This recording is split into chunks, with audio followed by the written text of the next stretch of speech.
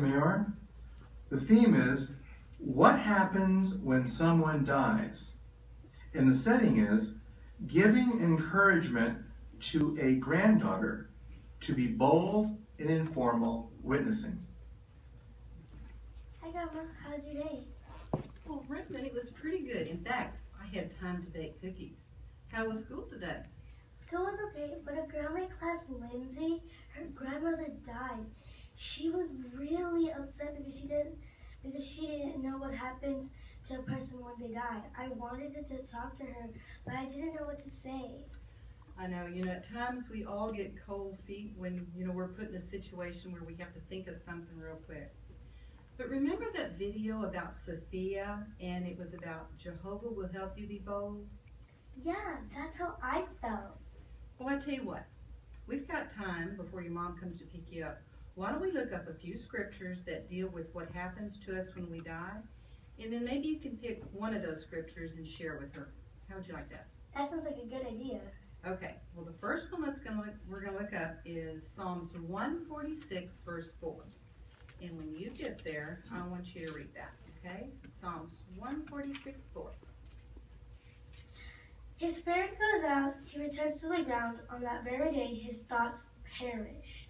Okay, so here it shows us that when a person dies, their thoughts disappear or perish. So this means that they no longer feel anything or they no longer know anything.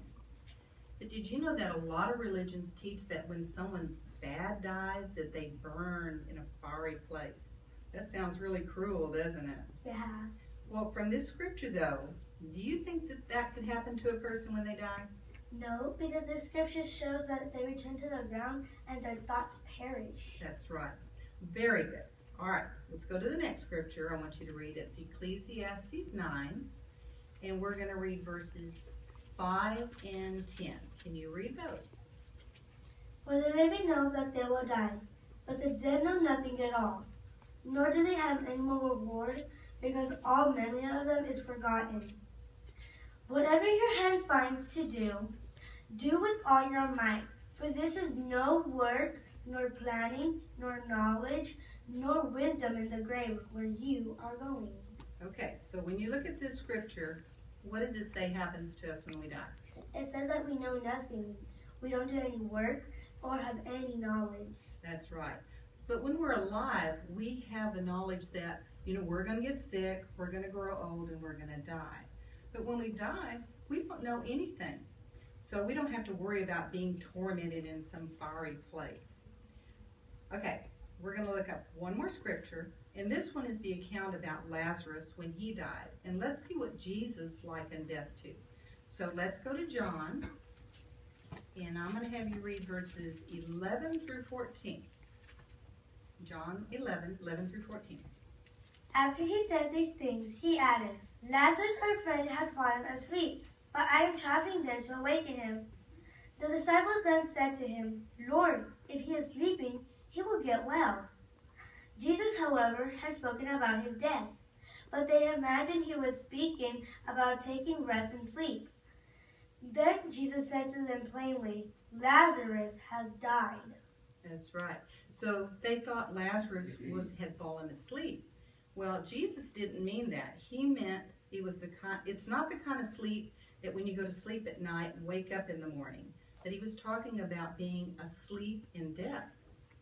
But even when we're in a real deep sleep, it's almost like death because we don't know what's going on around us, do we? So, but we can awaken from that. But when we die, we're totally unaware of anything going on. Okay, so now we've gone over these three scriptures. Is there one in particular that you might like to share with Lindsay? I think Psalms 146 verse 4, because this shows that when we die, our thoughts perish and we feel nothing. Her grandmother had been sick for a while, and I think she would appreciate knowing that her grandmother wasn't suffering anymore. I think that's an excellent one to pick. And I tell you what, if it's okay with your mom and dad, maybe Saturday we could go in service together. We could go by and visit her family and even take them the brochure when someone you love dies. How would you like that? I like that. Thank you for your help, Grandma. Anytime, sweetie. And I tell you what, grab you a cookie, Yeah. And then we're going to go watch that video on Sophia, okay? Sounds great. Okay.